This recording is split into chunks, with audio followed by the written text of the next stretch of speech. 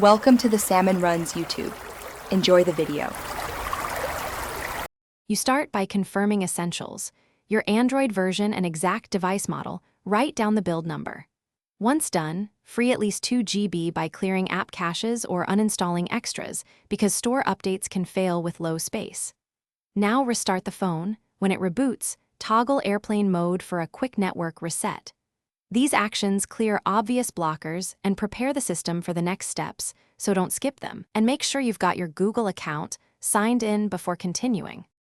Next, you'll fix app-level issues. Force stop Google Play Store and Google Play services, then clear cache and data for each. This resets corrupted states. After that, remove your Google account from settings and add it back. This forces a fresh sync and often resolves entitlement checks. Make sure sync and backup are enabled. Then, test over a stable Wi-Fi or mobile data if Wi-Fi fails. If compatibility errors persist, temporarily disable VPN and try an alternate DNS to rule out regional filtering. For the finish, update Android system and any OEM firmware.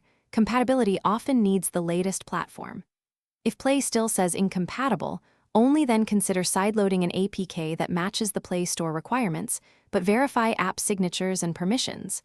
Sideloading bypasses Play protections. As a last resort, backup data and perform a factory reset or contact the device maker for a firmware fix. Troubleshooting tip: if an app remains blocked, test with another device account. If it installs elsewhere, the problem is.